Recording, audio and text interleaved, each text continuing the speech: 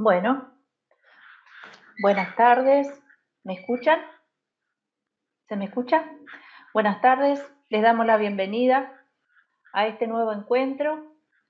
En esta oportunidad los vamos a recibir en la rama San Lorenzo, virtualmente, pero para recordar viejos tiempos donde podíamos recibirlos físicamente en la casa. Y es una rama, no sé si todos los participantes conocen más o menos esta rama, está en la ciudad de San Lorenzo, en la provincia de Santa Fe, muy cerquita de Rosario, y tiene la particularidad de que está compuesta por muchos miembros jóvenes, y los tenemos aquí hoy. Así que, bueno, el tema de hoy es diálogo sobre la libertad. Vaya palabra, con un significado muy profundo que vamos a tratar de abordar. Y sí, básicamente el trabajo va a ser presentado en una forma muy similar al trabajo que se hace en Rama, las reuniones de Rama todas las semanas, en base a la investigación de cada uno de los miembros, al estudio y a la posterior reflexión y debate de ideas cuando nos reunimos. Así más o menos va a estar presentado. Y los ejes van a ser, por ejemplo, van a girar en torno a las preguntas que todos nos hacemos. ¿Qué entendemos por libertad?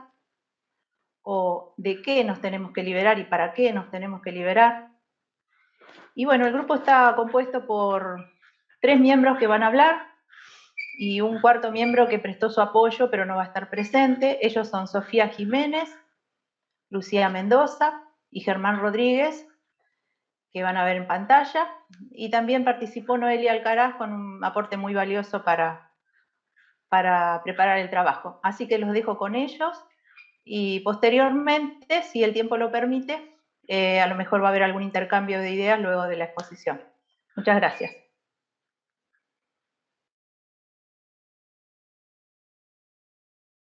Bueno, es una alegría siempre participar de estos espacios de encuentro, incluso de reencuentro, con amigos, con hermanos que veo y, por supuesto, con simpatizantes de Teosofía.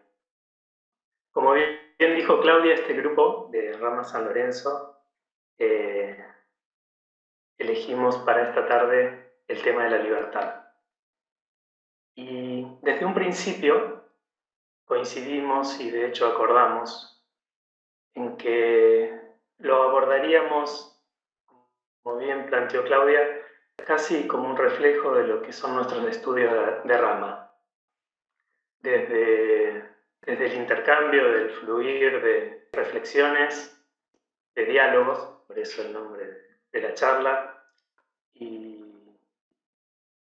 bueno, con ese espíritu es como que nos fuimos abordando este tema y donde lentamente unos a otros nos fuimos justamente motivando en este estudio y en esta posibilidad de profundizar sobre el tema de la libertad.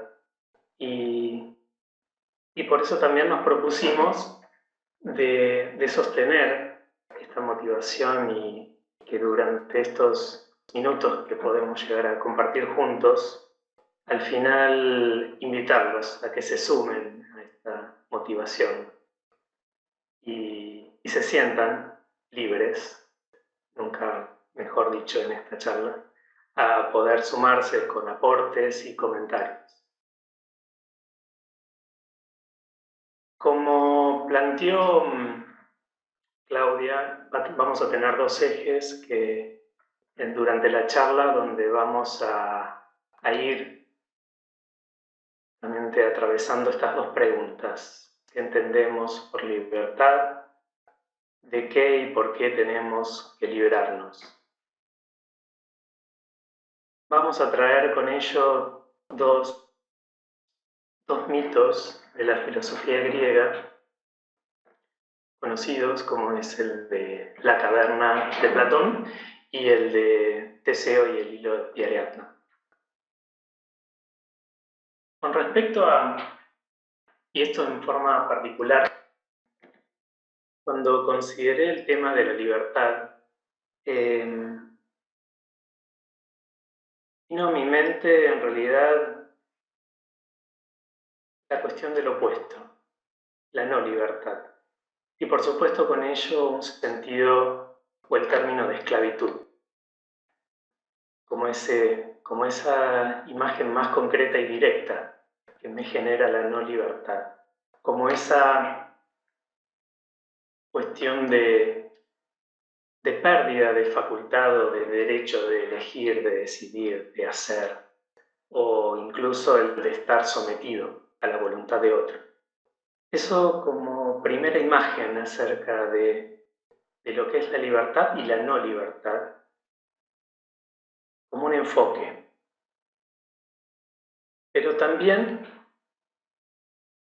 yendo un poquito más y trascendiendo ese enfoque, encontraba que podíamos hacer justamente un enfoque un poco más, no tan concreto, quizás más subjetivo, pero no con ello menos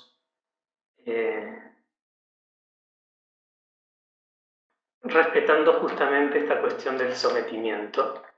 Y en este caso no el sometimiento de alguien o de otro, a la voluntad de alguien o de otro, sino de cuestiones ya personales que tienen que ver con aspectos de nuestra psicología o incluso de nuestras emociones. Y pienso que, y en esto me refiero a todos aquellos sometimientos a los cuales nos encontramos, por ejemplo, como nuestros miedos, nuestros enojos, nuestros condicionamientos, inseguridades y todos aquellos aspectos de nuestra personalidad emocional y psíquica que en cierta o alguna otra manera nos van coartando la libertad. Pero justamente en relación a eso podía entender que había una cierta diferencia, por decirlo así. A partir de estos enfoques, reconocer en parte que hay una cierta relatividad y hice un juego de palabras, en realidad, o me surgía a partir de dos verbos que tenemos en nuestro idioma castellano, que nos permiten distinguir o diferenciar estos tipos de libertades a los que le hablo, de qué estamos libres. Y esos verbos son el ser y estar. Porque netamente hay una diferencia entre estar libres y ser libres. Porque en cierta manera pensaba que podemos estar plenamente libres incluso cuando estamos encerrados en una prisión, en una cárcel. Como así también podemos estar completamente presos en nuestra vida. Por lo que en realidad los barrotes de una celda pueden ser o de hierro o de cuestiones psíquicas y emocionales, por decirlo así. Y me surgía un ejemplo de los elefantes. Los elefantes, cuando crecen en cautiverio, desde niños, no, perdón, desde que son muy chiquitos, desde que nacen, son encadenados con un grillete en su pata posterior y a una estaca. El hecho es que el elefante crece y se desarrolla y logra ese porte y toda su fortaleza. Y la cadena y la estaca siguen siendo las mismas. Por lo que en realidad el elefante nunca reconoció su fortaleza. Y si en realidad solamente se adaptó y aprendió a vivir encadenado.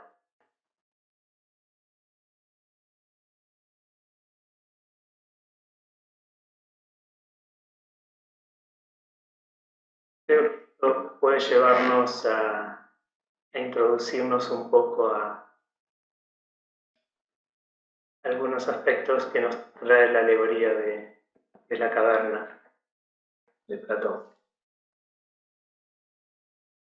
En la alegoría de la caverna de Platón, que muchos conocerán, pero que vamos a comentarla brevemente, en esta alegoría se describe una caverna donde se encuentra un grupo de hombres prisioneros encadenados de tal manera en su cuello y en sus pies que no puedan moverse y no puedan ver más que al fondo de la caverna, que la pared que da al fondo de la caverna. Únicamente pueden mirar hacia esa pared porque no pueden girar la cabeza, pero justo detrás de ellos se encuentra un muro detrás del cual hay un pasillo por donde pasan hombres con elementos que proyectan sus sombras. Estos objetos que proyectan sus sombras es lo único que ven estos prisioneros, que están prisioneros desde que nacieron. Entonces, en estas condiciones se hallan solamente pueden creer en esas sombras que están proyectadas. La única realidad que ellos pueden concebir son esas proyecciones. Pero en la alegoría se plantea qué ocurriría si uno de estos hombres fuese liberado y obligado a volverse hacia la hoguera que hay antes de salir de la caverna y entonces concebir que existe otra realidad. De hecho, si al pasar esta hoguera y tener que subir un camino muy empinado hacia la superficie, un hombre pueda observar una realidad más profunda que la que podía contemplar en las sombras proyectadas en esa pared, y pueda ver lagos, hombres, y hasta sea obligado a ver el sol. Donde en esta alegoría podemos ver que en principio, al poder liberarse de las cadenas y ver la hoguera e intentar salir, ha podido ver que las sombras eran proyecciones de una realidad primera que daban los objetos y la hoguera, pero luego al salir a la superficie había una realidad mucho más profunda de la que solo también se veían vestigios adentro de la caverna. Entonces, la alegoría finaliza cuando se plantea que si a este prisionero que se ha liberado y ha conocido las verdades más profundas, al volver a la caverna para liberar al resto de los prisioneros, ¿qué es lo que sucedería en ese caso? Y en estos diálogos platónicos se comenta que cuando el prisionero vuelve, el resto se burla de él porque su visión está totalmente estropeada por haber visto la luz y luego volver a la oscuridad de la caverna. Pero cuando él intentase liberarlos, ellos podrían matarlo, y de hecho iban a hacerlo, haciendo alusión así a lo que le sucedió a Sócrates cuando quiso liberar a los hombres, dándoles la verdad. Entonces, en esta alegoría hacemos interpretaciones donde nos ponemos a pensar quién es el prisionero. Y podemos pensar que es alguien diferente a todo lo que conocemos con nuestros sentidos sobre nosotros mismos. ¿Y de qué necesitamos liberarlo? Sería otra pregunta. Entonces, de lo que se necesita liberar a ese prisionero, que es diferente a todo lo que percibimos, es justamente de ese mundo ilusorio en el cual intenta manifestarse. Nos identificamos con nuestra personalidad, con nuestras cadenas, creemos que somos esa prisión. Bien, pero ¿por qué necesitamos liberarlo?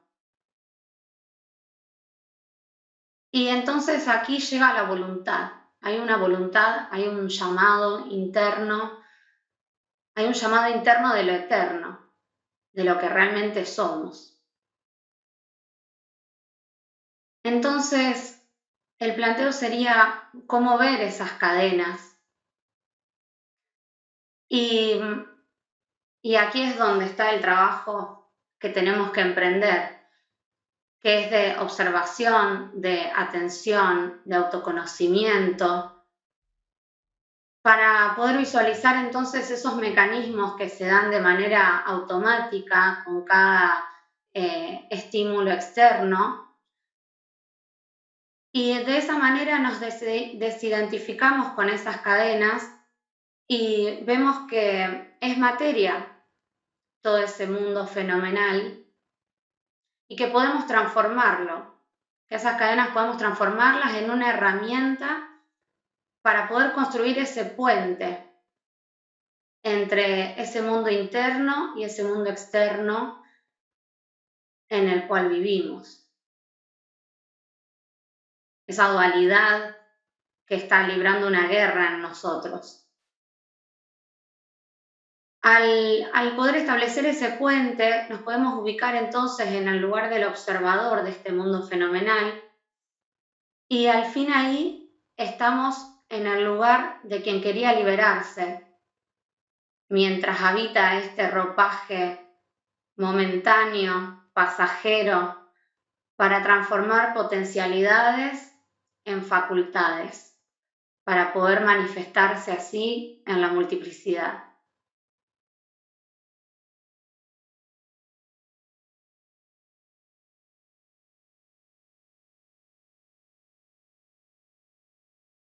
Y siguiendo con la idea de la alegoría de la caverna, uno puede pensar que es un mito, que ya no está ahí, y esta imagen nos trae un poco a la actualidad, ¿no? A la modernidad. ¿Seguimos estando en la caverna? Quizás vamos cambiando la forma, vamos cambiando la estructura,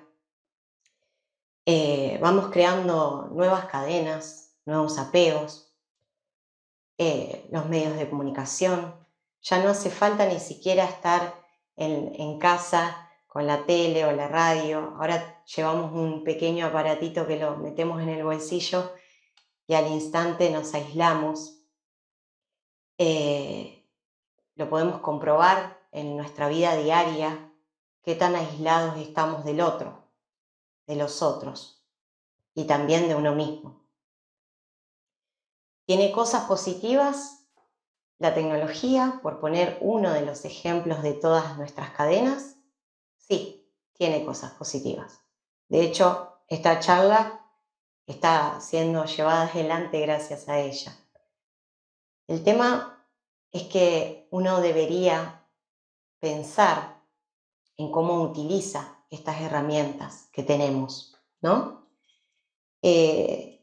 ¿Nos damos cuenta, ¿no?, que tenemos estas cadenas o no nos damos cuenta que tenemos estas cadenas? Y si las vemos, suponiendo que vemos que estamos encadenados a lo que sea, este es simplemente un ejemplo. ¿Hacemos algo para salirnos de ahí? Hay una parte de la alegoría que bien describió Lucía, que me gustaría citar textualmente, que es cuando uno de los prisioneros es liberado y llevado, digamos, a marchar hacia la luz, se encandila.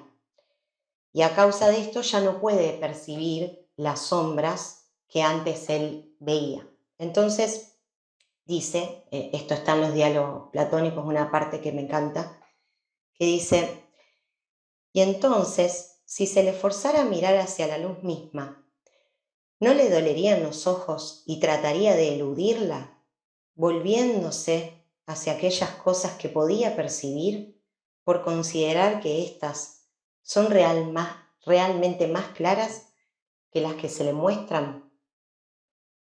Podríamos decir que a veces uno percibe esas cadenas, pero que es muy difícil salirse de ellas. Hay herramientas disponibles, pero vamos a intentar ser un poco más positivos y decir que ese darse cuenta es fundamental en la existencia del hombre. Y desde ese darse cuenta podemos también ayudar a otros a darse cuenta. Y en esta parte volvemos a pensar en el final de la alegoría, donde el prisionero que se liberó vuelve a buscar a los demás prisioneros. Y la pregunta es, ¿por qué volvemos a buscar a quienes están encadenados? Entonces, se ve que quien quiere liberarse es algo mucho más grande que ese prisionero que logró liberarse.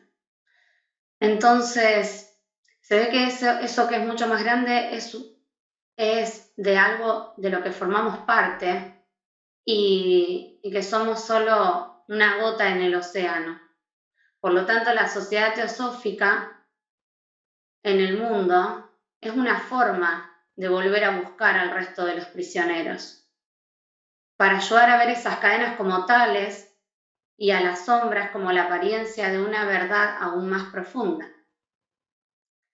Es el estímulo de escuchar entre todos ese llamado interno y de buscar entre nosotros la libertad.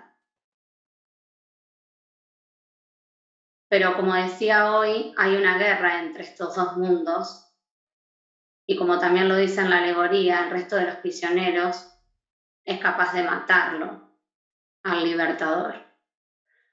Porque durante mucho tiempo le dimos el mando sobre nuestras vidas a estas cadenas. Entonces van a hacer todo lo posible por sobrevivir ellas. Por eso es que tenemos tanto trabajo por delante. Bueno, lo interesante es que, como bien planteas, a través de la sociedad teosófica y sobre todo a través de la teosofía, existen esas armas para poder afrontar ese desafío de la perfección humana. Armas que son el conocimiento de uno mismo, a través de el reconocimiento de nuestra naturaleza superior, del fortalecimiento de nuestras potencialidades para justamente afrontar ese sendero de perfección y sobre todo para brindarnos fortaleza de liberación, por decirlo así. Fortaleza de liberación que, como bien planteas en la alegoría, es para nosotros y para el resto de los humanos.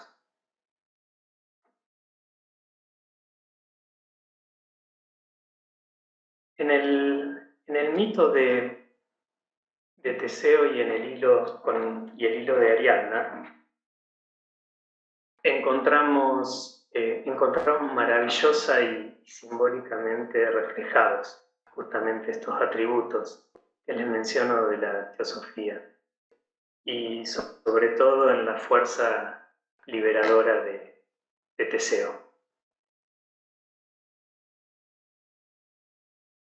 Les voy a contar el mito de Ariadna, también es un mito griego, para quienes no lo conocen, quizás ya lo conocen, así que lo vamos a decir brevemente.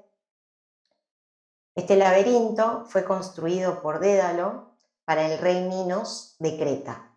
Fue construido tan artísticamente y con pasadizos tan numerosos que una vez ingresado nadie podía salir de ese laberinto. Pero también había una razón ulterior por la que nadie podía salir, y es que adentro habitaba un minotauro, es decir, un monstruo, mitad toro y mitad humano, que mataba a todas las personas que vagaban por los pasillos de este laberinto. En esa época, Atenas estaba bajo el dominio de Creta, entonces este rey mandaba al rey de Atenas a pedirle, digamos, que manden a 7 jóvenes y 7 doncellas en atributo una vez por año para que alimentaran al Minotauro. Entonces iban todos los años, una vez por año, 7 jóvenes y 7 doncellas víctimas de este Minotauro. Teseo, el hijo de Egeo, que era el rey de Atenas, se cansa y dice, bueno, yo voy a cortar con esto, con este sacrificio de jóvenes y doncellas. Entonces reúne a este grupo de jóvenes y doncellas y dice, el próximo año, cuando se haga el atributo, vamos a ir, yo voy a estar a la cabeza y vamos a ver ahí qué podemos hacer. Llegan entonces a Creta y en la corte se decide que Teseo va a ser la primera víctima en entrar al laberinto. Pero algo cambia en todo este mito, y es que reciben ayuda. Resulta que Ariadna, que era la hija del rey de Creta, impresionada por el noble aspecto de este muchacho, de este joven ateniense, se enamora y decide que lo va a ayudar. Entonces se esconde, antes de que él ingrese al laberinto, se esconde cerquita de la entrada y le obsequia, le regala una espada y una madeja de hilo. Y le dice, yo lo voy a sostener de la punta y vos vas a tener y vas a ingresar con eso. Finalmente entra Teseo, puede derrotar al Minotauro y logra salir airoso del laberinto gracias a este hilo que le tendió Ariadna. Él fue simplemente siguiendo ese hilo y llegó al reencuentro con ella. Y ahí ese sería más o menos, tiene un montón de detalles. Bueno, yo voy a traer un poco la simbología, al menos me voy a tomar estos dos símbolos, que son el Minotauro y la espada. Bueno, desde ya el Minotauro con esta mitad animal, mitad humana, y esa naturaleza dual, ¿no? Que en teosofía solemos llamar kamamanas o alma animal. Esa naturaleza poderosa, dominante, fuerte, que está ahí como dominando el laberinto, ¿no? Dominando la vida, por decirlo así. Y por otro lado, la espada que le brinda Ariadna a Teseo como justamente lo que es un arma, una fuerza para vencer, que no es otra cosa en la simbología, o al menos para nosotros lo fue, como ese conocimiento espiritual, como en la teosofía. Un arma que es valiosa, útil, incluso efectiva para todo aquel guerrero valiente que se atreva a empuñarla y logre la habilidad para usarla. Solo este guerrero valiente como Teseo pudo vencer a ese Minotauro, como en un símbolo de que a partir de un conocimiento espiritual y de la puesta en práctica de ello, podemos vencer nuestra naturaleza inferior o este aspecto propio de nuestra naturaleza que tanto nos hace perder en el laberinto de la vida. Pero ¿y cómo salimos, Sofi? Te doy el pie ahí. Y salimos con ese hilo. ¿Cómo salimos? Qué difícil encontrar ese hilo. Ese hilo, como bien decía Germán, este minotauro que representa lo que es el Kamamanas, ¿no? Esta naturaleza inferior y superior del hombre, está unida, de alguna manera se puede conectar con lo que nosotros conocemos como Antakarana, que es un puente, uno lo puede entender como el entendimiento, como un instrumento interno, como el sendero ese entre mana superior e inferior, o el puente entre el ego divino y el alma personal del hombre. Es el medio de comunicación entre ambos. Kamamanas domina generalmente la vida del hombre, las pasiones, las emociones, y es responsable de involucrarse cada vez más en la vida terrena, a menos que la huella de este hilo esté disponible, es decir, el Antakarana, el puente, capacitando así al hombre a conquistar su verdadera naturaleza. Manas con la luz de Budi es capaz de conquistar al minotauro. Por medio de este hilo y con el conocimiento espiritual, como hablábamos de la espada y un montón de cosas que van apareciendo en este mito, lo capacita a uno para dominarse a sí mismo, para adquirir la iluminación y así la liberación. Como en tantas alegorías griegas, el yo superior es tratado como una doncella, Ariadna. El hilo que ella presenta a Teseo es este Antakarana y la espada es el conocimiento espiritual, como bien nos dijo Germán. Ahora ya, para ir terminando esta imagen, a manera de conclusión, para ir terminando, dándole un cierre a esta charla, quisiera preguntarnos en este momento si sabemos cuál es esa espada, si somos realmente libres, si nos damos cuenta que estamos encadenados, pero liberarnos de esas cadenas, sabemos que nos da miedo, porque no parece tan fácil, pero tenemos herramientas. ¿Qué podemos hacer? ¿Qué podemos hacer con esto? ¿Cómo buscamos la puntita del hilo de Ariadna? No sé si alguien, Lucía, Germán, quieren sumar algo. Sí, además, después de la realidad que nos ha tocado vivir en estos últimos 2 años, hemos tenido evidencia de que la libertad no significa solamente no tener limitaciones físicas, no tener limitaciones para relacionarnos con otras personas, porque cuando esas limitaciones existen, aún así encontramos un montón de cadenas dentro nuestro, con las que tuvimos que lidiar porque no podíamos eludirlas, porque no podíamos entretenernos y que pasen los días y el tiempo ocupándonos del mundo, ocupándonos de nuestras actividades diarias. Ya no estábamos más entretenidos, así que tuvimos que mirar hacia adentro. Y ahí encontramos todas esas limitaciones que había más allá de lo físico.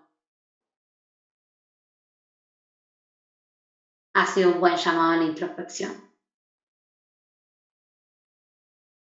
Sí, creo que la clave está en, al menos para necesitar liberarse, hay que primero reconocerse, estar prisioneros, digamos. Si no, es como que estamos muy conformes, o al menos no percibimos esas cadenas, o estamos conformes con ellas, así como esa fuerza de liberación de la que hablábamos, que surge en esta imagen que estamos viendo, que quizás muchos ya conocen, que es Truman, cuando se da cuenta que él vivía en un mundo de ilusiones, o que era un mundo de ilusiones montados para él. Solo a partir del que él reconoce que vive en un mundo de ilusiones, se despierta en él su deseo de liberación. Solo así. Y creo que es eso lo que, de alguna u otra manera, tanto Truman como los prisioneros de la caverna o cualquier otra alegorías o simbologías que usemos, en realidad nos están haciendo siempre llamados de atención para que justamente empecemos a eso, a reconocer nuestras cadenas y por otro lado a reconocer nuestras potencialidades para poder liberarnos. Supongo que es el momento para poder entre todos y a partir de lo que fuimos planteando, reiterar las preguntas para que todos nos permitamos seguir reflexionando sobre ellas y poder escucharlos en sus aportes en relación a eso. Las dejamos ahí.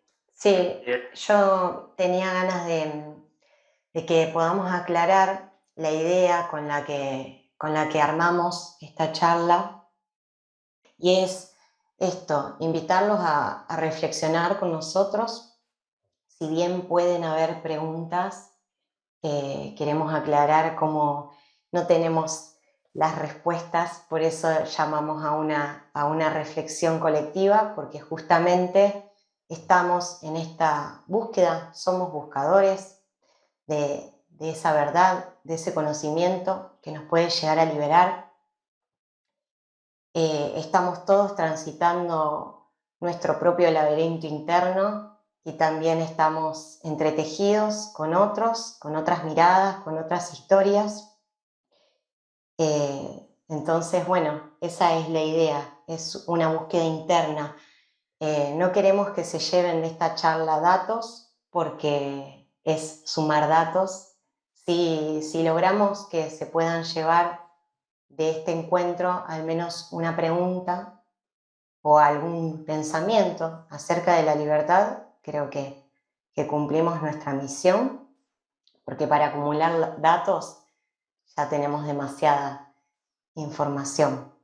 No hay fórmulas mágicas para liberarse, sí hay herramientas, en la teosofía hay muchísimas, pero es un proceso de cada uno, de esto que decía Lucía hoy, de atención, de observación, de autoconocimiento.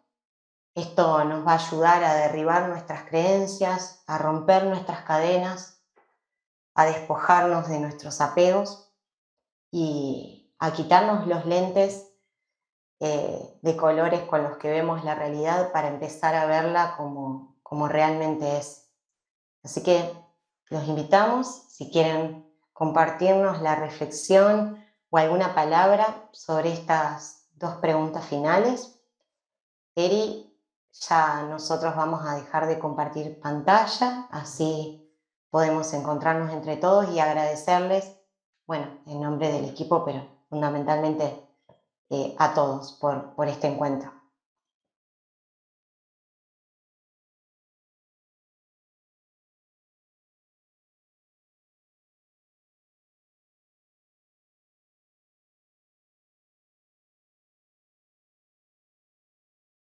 Hay una mano levantada de mí. No sé, Eri, si puedo... Hola.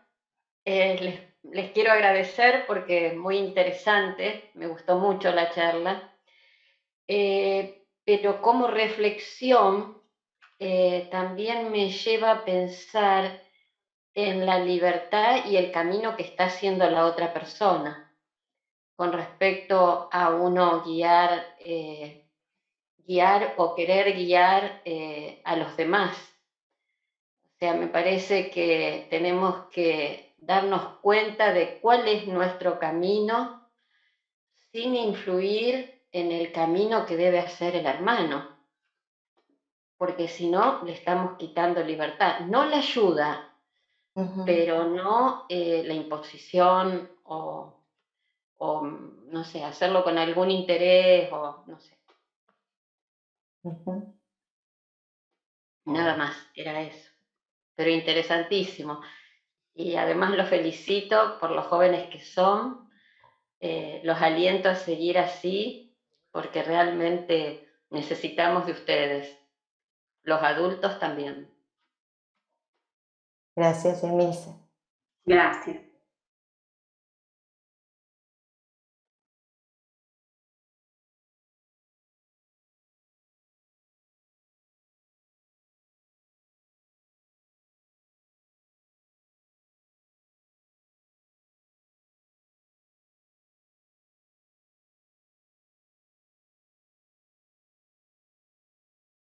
Ahí en el chat está poniendo Patricia. En psicología se dice que el romper cadenas de nuestros antepasados es difícil y mucho sufrimiento. Se dice que habrá una sola persona que tenga mucha espiritualidad, pero el camino es difícil.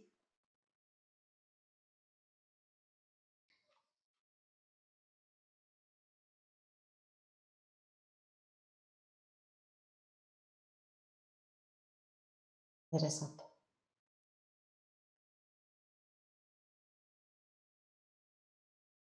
Sí, con respecto a esto que decía Emilce,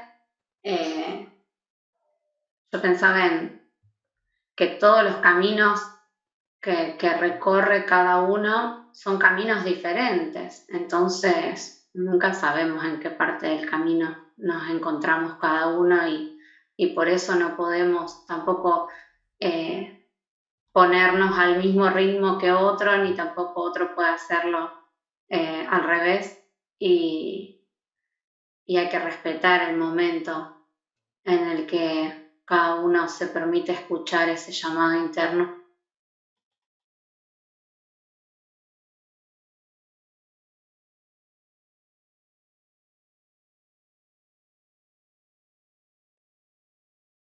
Estaba leyendo en Facebook también una parte, una chica, un chico, no sé,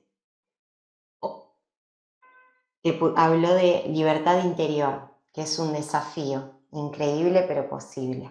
Creo que ahí es donde tratamos de hacer hincapié. No, gracias a todos.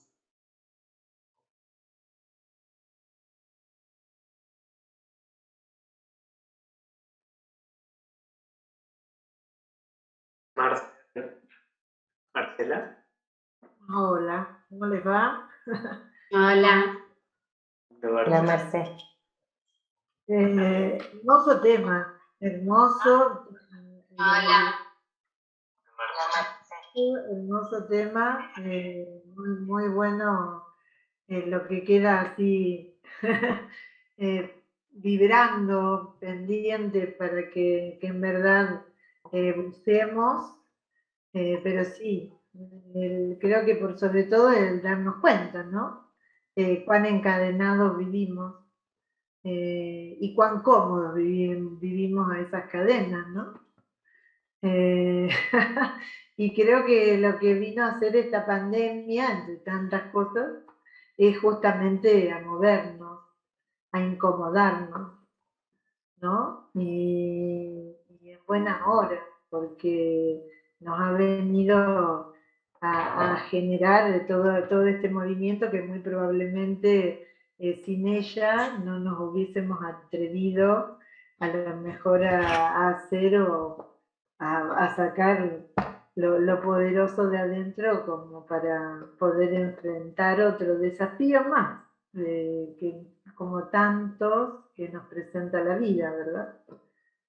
Así que hermoso tema, creo que el tema de vivir en libertad es lo que nos debemos cada uno. Sin duda la teosofía nos da sobradas herramientas como para poder, para quien quiera, en el momento que quiera, abordarlas. Así que hermosa el modo que lo han expuesto. ¿Para qué más datos si tenemos de sobra, verdad? Tan solo hay que atreverse.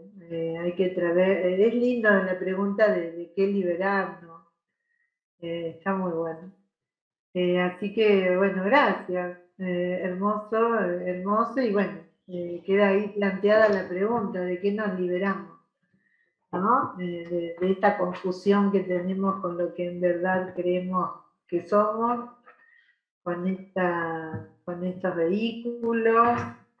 Interesante, chicos, muy, muy bueno. Y, bueno, nos estaremos viendo en algún momento presencialmente, ¿no? Claro. A mí me gustaría preguntarles de qué modo ustedes le parecería el camino para hacerlo. Particularmente, por eso les pregunto a ustedes, porque creo que la única o uno de los únicos pasos sería la meditación y el dharana, estar en el momento presente para ver qué es lo que tenemos que hacer. Pero me gustaría, ustedes como jóvenes, ¿qué recomendarían?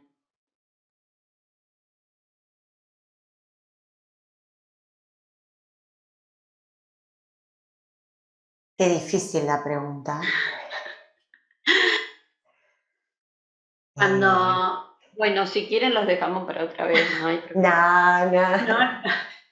Igualmente nosotros no tenemos las respuestas a nada. Si ustedes llegan a enterarse de algo, avísenselo. No, en teosofía, en los cursos introductorios, por ejemplo, en el primer año, cuando nos hablan de qué es la teosofía y qué es la sociedad teosófica, se hace mucho hincapié en hablar que históricamente el mundo ha tenido corrientes buscando la verdad a través de la ciencia, a través de la filosofía, a través de las distintas religiones. Entonces hay muchos caminos y existen muchos movimientos que han buscado la verdad históricamente. También podemos tener en cuenta que métodos hay muchísimos. No todos los métodos, no hay un cierto método, me parece a mí, que le pueda servir a todos por igual, porque hablando de esto de que todos recorremos un camino diferente, entonces no puede haber un método que se ajuste a todos por igual. Creo que por eso la diversidad de métodos que existen, porque los buscadores fueron diversos y muchos. Entonces, sí, por un lado puede existir la meditación, la devoción, el conocimiento.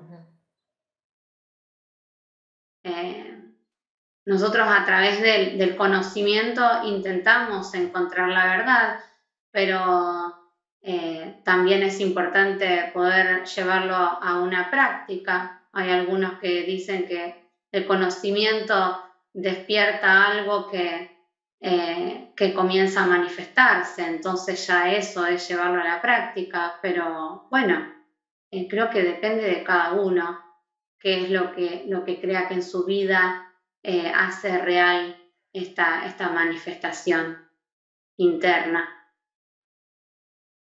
Gracias, Lucía. Incluso me surgía la idea de servicio, por ejemplo, porque venimos, de alguna u otra manera lo fuimos tocando, estudio, autoconocimiento, servicio. Pero fíjense que el servicio, bien entendido, es un ejercicio de impersonalidad, básicamente, porque nos posiciona en la acción hacia el otro, o al menos en principio a visibilizar al otro. Y en ese ejercicio de impersonalidad estamos dejando de lado lo personal. Cuando en realidad terminamos viendo que cuando uno cuestiona o empieza a observar cuáles son aquellas cosas que me quitan libertad, no son otras muy asociadas a mi personalidad, a un montón de aspectos de mi personalidad. Por eso digo que en una visión quizás un poco reducida, pero el ejercicio de la personalidad, que puede ser a través del servicio, nos está poniendo en un camino hacia la libertad, en cierta manera. Y ni hablar el momento presente, como mencionas, Emilce, yo también. Me parece que todo aquel, vuelvo a decir ejercicio, porque creo que son todas cuestiones de poner en práctica en nosotros, por el estar presentes, por el ser conscientes, nos pone en un estado de alertidad y donde recién ahí podemos ver nuestras cadenas o grilletes o ataduras o como quieramos llamar. Solo ahí bien, solo ahí podemos reconocer cuán atados o ligados, poco libres estamos, como para poder afrontar un desafío de liberarnos. ¿No? Es como que, como decía Marcela, estamos muy conformes o aceptamos, como hace el elefante, esa cadena y esa estaca. Nos acostumbramos a vivir así. Hay una frase, Ger, de esto que estás diciendo que tendrá que buscar de quién es, pero dice, si uno no se mueve, no siente el ruido de sus cadenas. Y es un poco así, es ese darse cuenta y poner en práctica.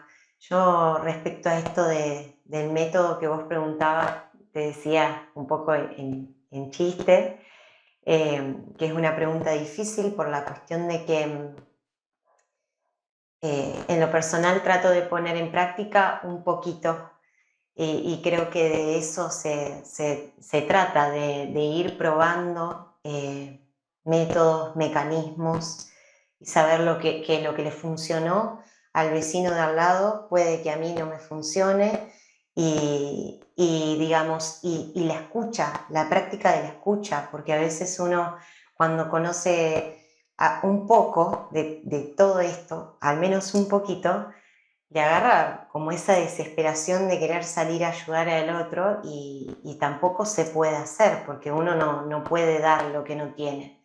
Entonces es como esta cuestión de escucha, ver en qué momento está el otro y eso es muy difícil saberlo porque también nos pasa con nosotros mismos. Entonces todo siento que vuelve a reincidir en el camino de la autoobservación.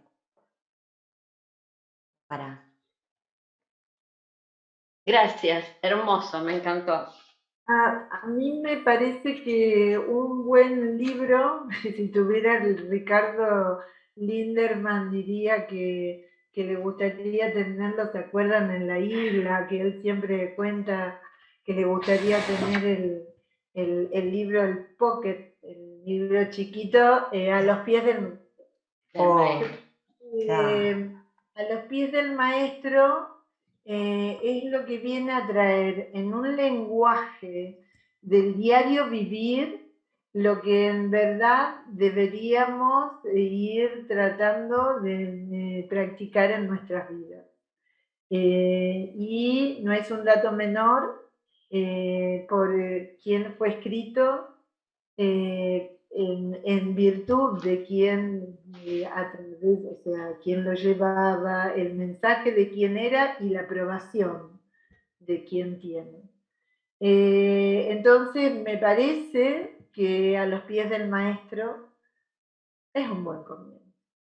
Porque pensé que ahí nos está revelando en un comienzo la desidentificación de los vehículos.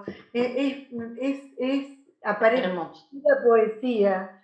Sí. Me parece que sería muy recomendable y creo que ajusta bastante a lo diverso. Esa sería mi recomendación también. Bueno, gracias. Gracias. Cuando uno habla de autoconocimiento, pareciera que estamos hablando de un trabajo individual. Y el individualismo es otra de nuestras cadenas, porque qué mejor manera de conocer nuestra naturaleza verdadera que el servicio hacia el prójimo, así como decía Germán recién, porque la realidad primera es que no somos nosotros solos los que estamos en este camino, entonces en el servicio creo que ahí también emprendemos un gran trabajo de autoconocimiento, y cuando estamos autocentrados, menos libres somos. Además, ahí tenemos los espejos y en lugar de criticar, tenemos que ver qué nos está haciendo ruido. O sea, que tal cual en el servicio podemos mejorar nuestro cuerpo puntiagudo, digo yo. Sí. Sí, yo quería agregar también que el autoconocimiento uno siempre, o por lo general lo asocia con reconocer aquellas zonas oscuras, pero autoconocimiento también es poder descubrir todo eso que todavía no estamos explorando y que realmente somos, ese mundo fantástico al que podemos acceder y al que estamos coartando justamente por todos esos miedos, esas inseguridades, como que estamos mal pero acostumbrados, como decía Fontana Rosa. Es un lugar cómodo porque, bueno, yo sé cómo me manejo en esa zona. Y por ahí lo desconocido es lo que da miedo de explorar, pero por eso la importancia del estudio, si bien no para tomarlo como o sea, como una doctrina, sino esas lucecitas que nos van dejando para ver por dónde es el camino y autodescubrirnos para descubrir también lo maravilloso que somos, esa conciencia que está ahí esperando poder expresarse en estos planos y dejarla, permitírselo. Gracias, Clau.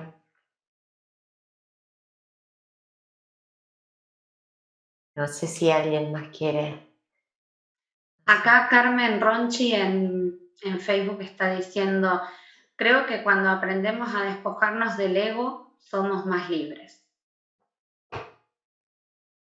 Lo importante es darse cuenta, el camino llega en el momento justo.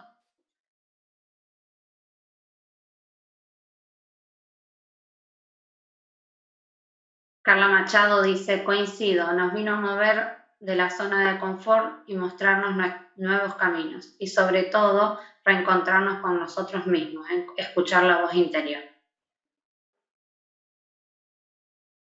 Verónica dice, la libertad es un don que se conquista.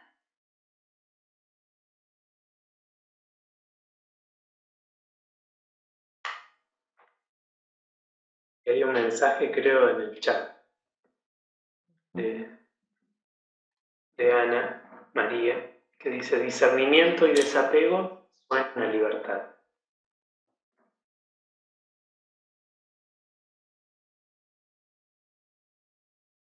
Relacionado al libro de A los pies del maestro también, ¿no? Uh-huh.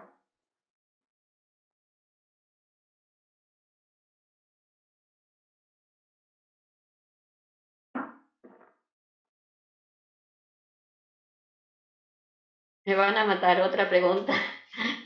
Cuando salga yo ahí me van a... a ver, la libertad es algo que se adquiere, pero no en mucha medida. O sea, si nosotros somos conscientes, somos libres. Lo que pasa es que tenemos algunas ataduras o no. ¿No? ¿Cómo decís que hasta qué punto somos libres? Que nosotros en realidad somos libres. ¿Quién nos está atando? Nosotros mismos, nuestra sociedad, pero la virtud de la libertad, no sé si es como una virtud, la libertad es una virtud, pero la libertad está.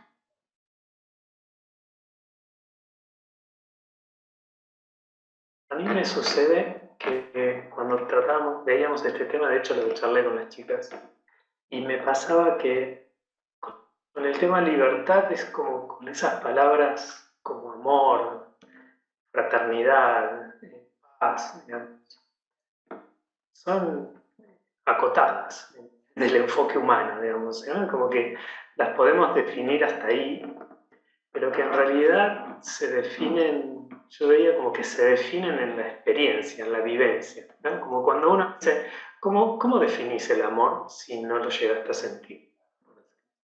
Lo pudiste vivir. Con la libertad lo sentí igual, digamos. En el momento en que si no lo puedo experimentar o vivenciar, es como que es acotado, lo voy a siempre a referenciar.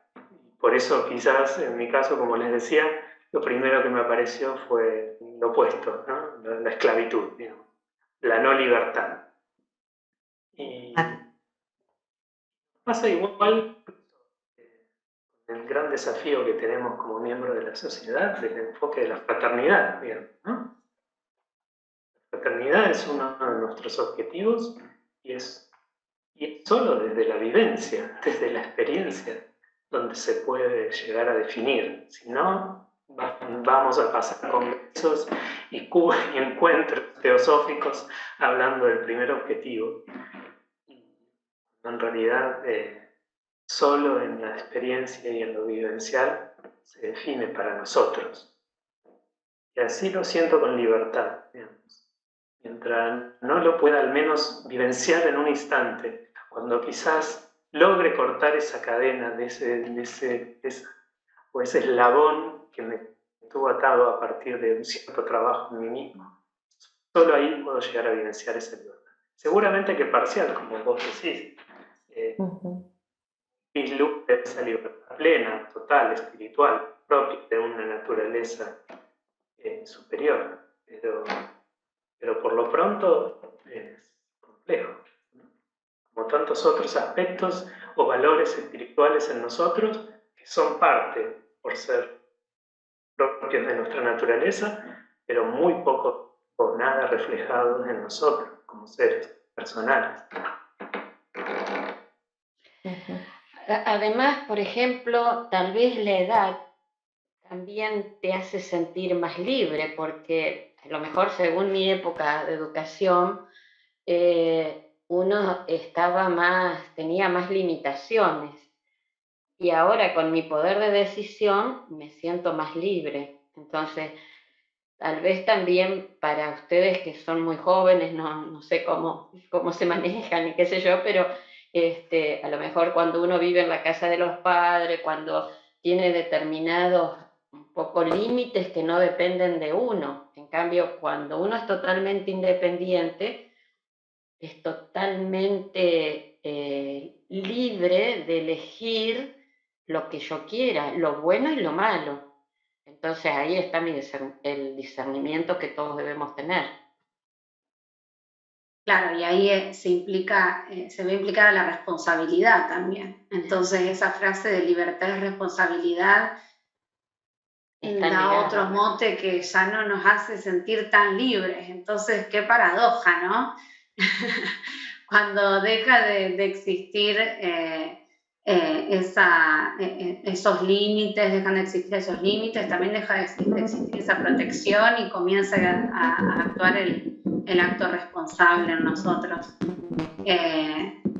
Me parece que lo más importante es que, más allá de las circunstancias que pueda estar viviendo cada persona, no ser libres es cuando no nos podemos cuestionar más, cuando ya no sabemos qué cuestionarnos, cuando no estamos inquietos, cuando no tenemos dudas, cuando no nos hacemos preguntas.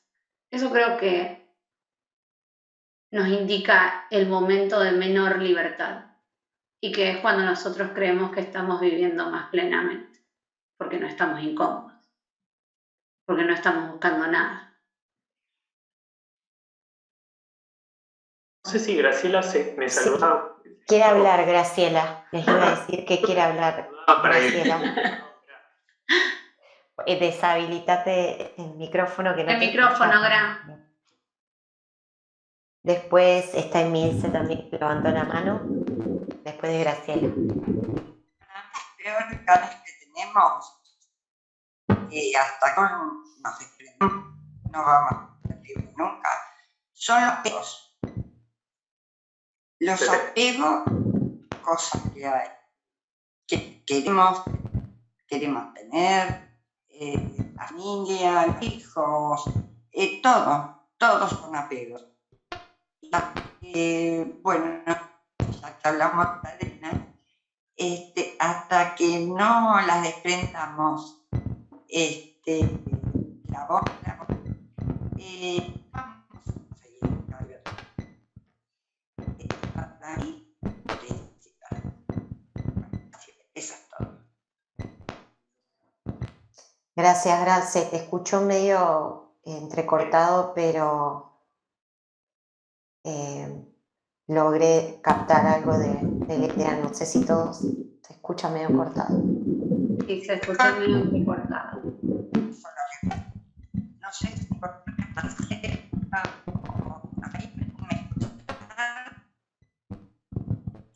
No, ahora cada vez peor, creo. Probá en el chat, si no, si tenés ahí el chat, lo podés escribir quizá. Emilce, que tiene levantada la mano.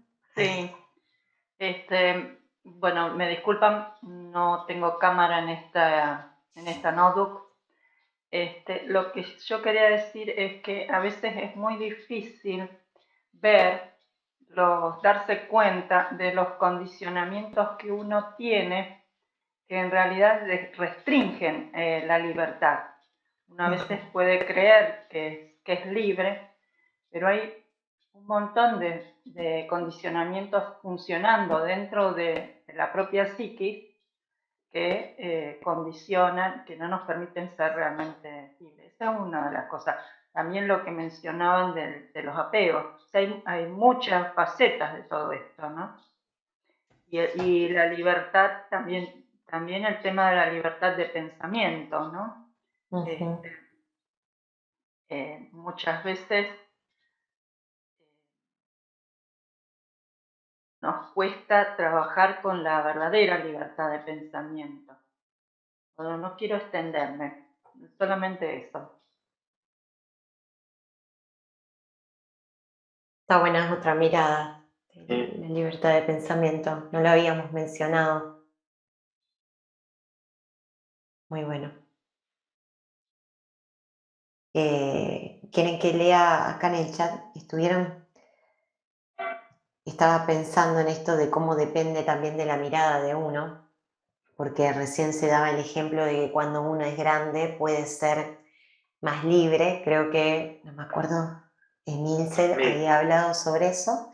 Y en el chat, en Facebook, Carmen, bueno, venían haciendo varias preguntas. Dicen, ¿somos libres en realidad? Carla Machado pregunta. Y ponen, yo lo pongo en duda, ¿qué es ser libres?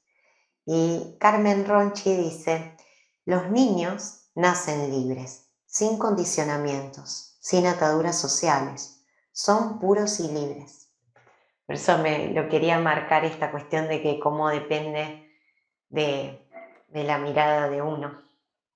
Lo que para uno es libertad, para el otro puede no serlo, y interesante.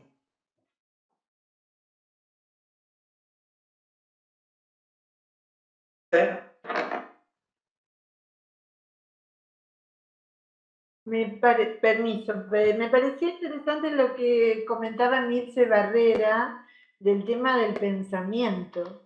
No es un dato menor esto, es que creo que nosotros debemos trabajar de tal manera nosotros de saber qué tipo de pensamiento, cuál es nuestro pensamiento, porque muchas veces nos encontramos pensando lo de otro. Entonces, la libertad de pensamiento no es todo un tema. O sea, porque en todo lo que es el plano mental y más, bueno, en las zonas tan congestionadas en población. Imagínense en un edificio, imaginemos todas las burbujas de pensamiento ahí, en todo cómo, y aparte porque, bueno, estamos todos interpenetrados unos con otros, que lo importante es de saber qué tipo, cuál es en verdad lo que pienso, lo que emito, para saber si lo que estoy pensando me pertenece. Es fundamental eso. Sí. Creo que Graciela hizo su aporte por Eso iba a decir, por el chat. la peor cadena que debemos desprendernos, eslabón por eslabón, son los apegos.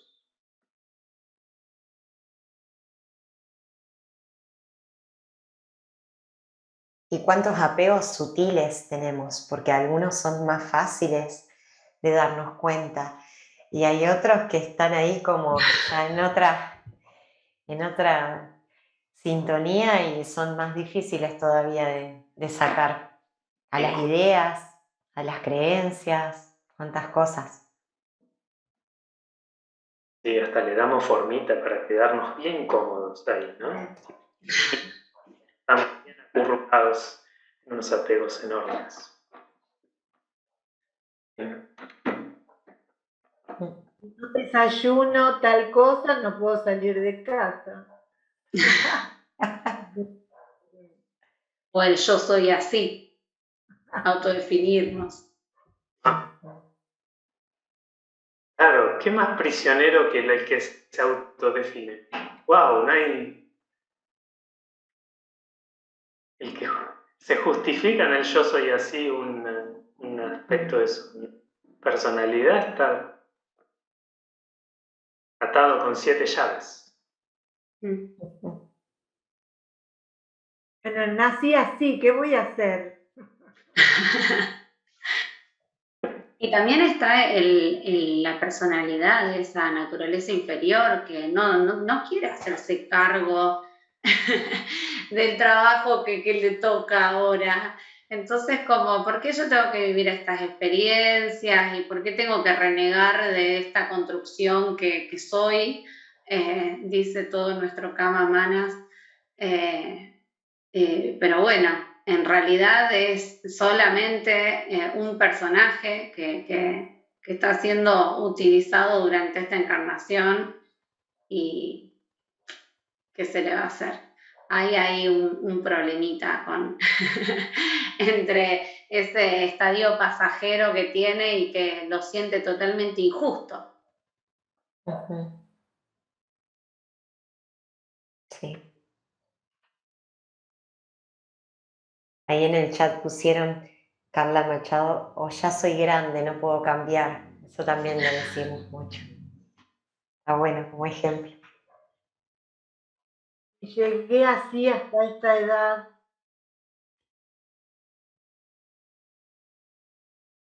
Claro. Y llegué así. Cuando tuvimos más edad, tuvimos más tiempo de ver algunas cosas y más oportunidad de cambiar. Lo veo desde ese punto de vista. A lo mejor no, pero al vivir un poco más uno tiene más posibilidades. Emilce que había levantado la manito, creo. Que querés sacar el micrófono. Emilce, me apareció recién, pero no sé si... Sí, lo que me pasa es que me tengo que salir de casa, por eso lo puse en el celular. Por eso no, lo bajé la mano. Bueno. No, a veces las personas se justifican por soy grande o si soy así,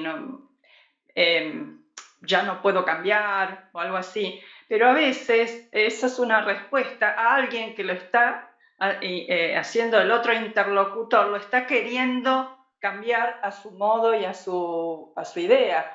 También esto es querer manipular al otro. Entonces, a veces la persona se defiende de esa manera.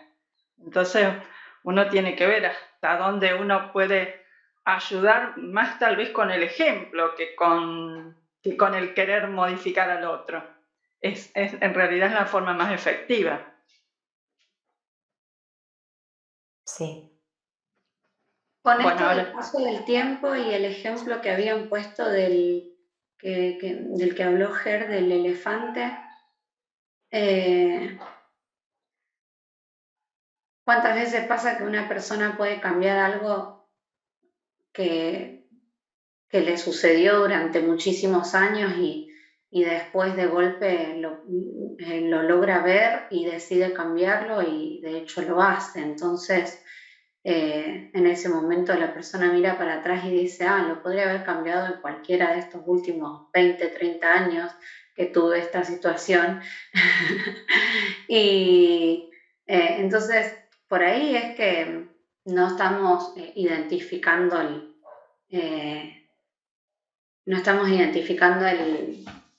la atadura que estamos teniendo, y llega un momento de nuestra vida donde ya es el momento de identificarlo. Y al momento donde uno quiere forzar a algo para lo que no está preparado, o alguien quiere forzarnos a eso, entonces nos transformamos en las cadenas otra vez, porque no estamos respetando esos tiempos y no estamos dando libertad. Acá en el chat de Facebook, Hugo Bernardi puso: vivimos en un mundo muy mercantilista, se valora más el dinero que a las personas, concepto utilitarista sin tener en cuenta el valor. Bueno, esto pasa también un poco como otro ejemplo más, de otra excusa más, esto de que decimos de la edad, de la libertad de pensamiento. A veces nos metemos tanto en este mundo exterior y nos creemos que es tanto la realidad y nos perdemos de ese centro de escucha de uno mismo, con los otros, y eso pasa también mucho. O entregamos la libertad por nuestro nivel económico o nuestros placeres. No placeres placeres del corazón, digamos.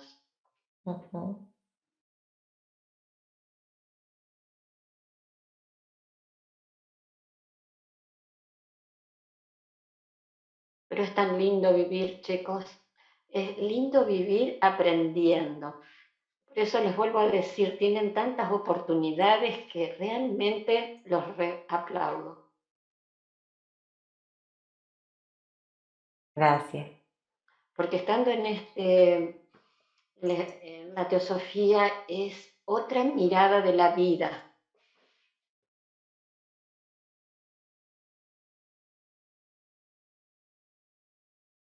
Hay un par de mensajes en chat que no sé si los leímos. De María Marcela Alejandra. Dale, léelos. Aceptar cada una de las etapas y analizando cada conducta y descubrir las virtudes, uno evolucionando el tema, no permitir los apegos. La libertad interior es lo más difícil de aprender. Bueno, justo. Gracias por el mensaje. No sé si ya nos toca ir cerrando. Sí. ¿Alguien quiere? Ahí Paula está hablando. ¿Hacer algún último aporte, alguna última reflexión, una pregunta? Y ya vamos cerrando para no cansarnos. Y los liberamos, claro.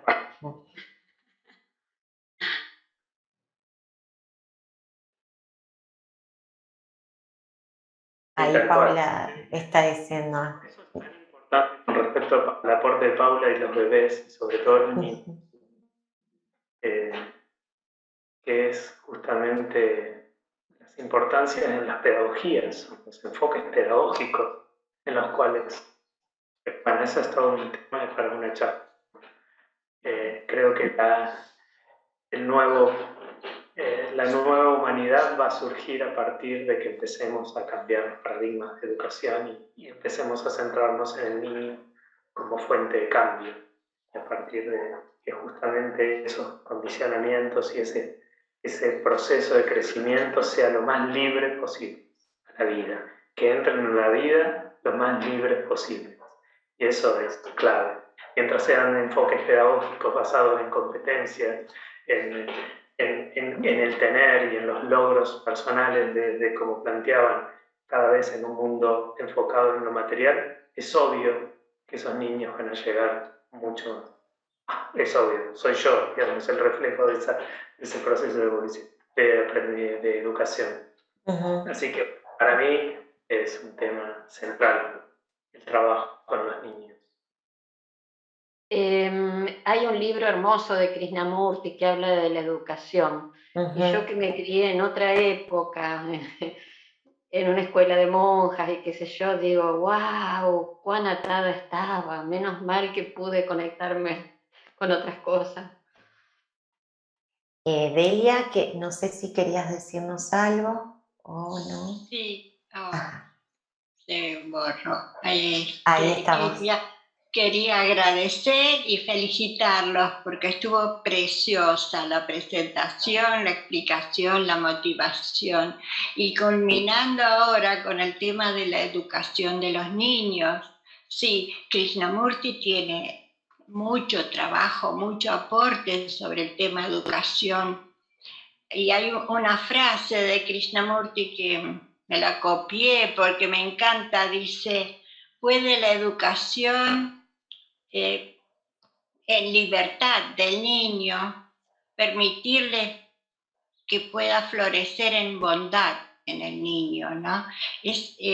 No la recuerdo de memoria, pero es la idea, ¿no? Si puede la educación en libertad permitir que florezca en el niño la bondad, ¿no? Natural.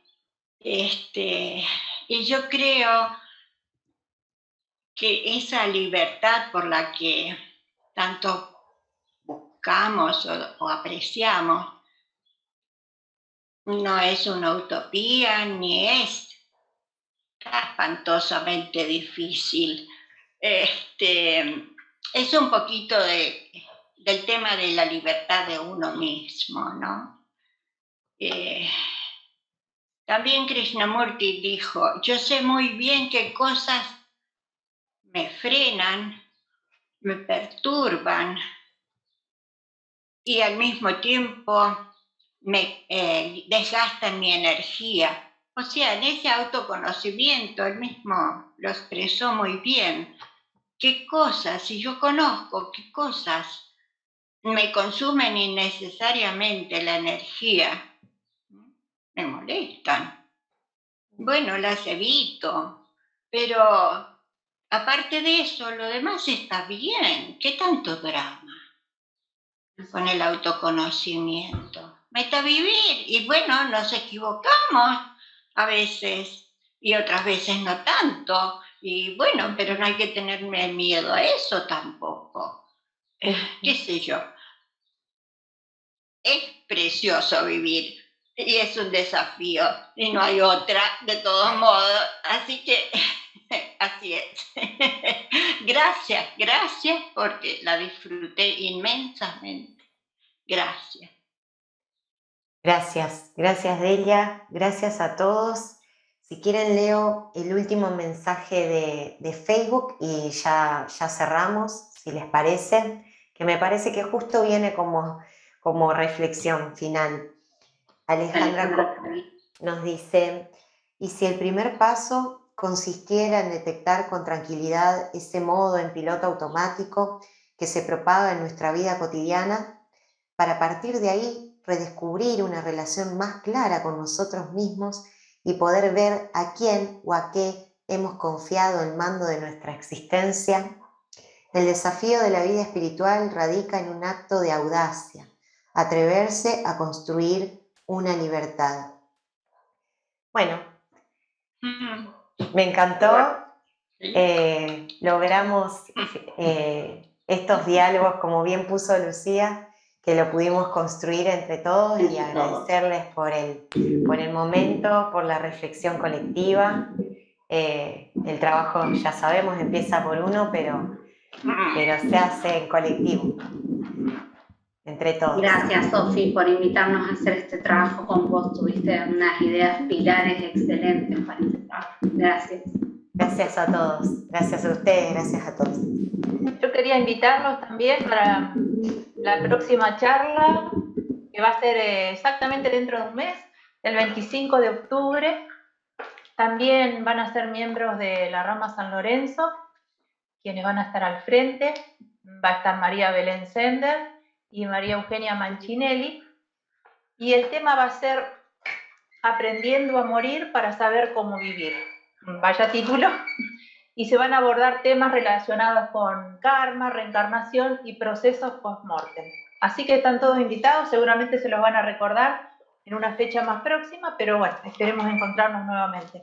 Muchas gracias. Muchas gracias para todos. Gracias. Gracias. Saludos.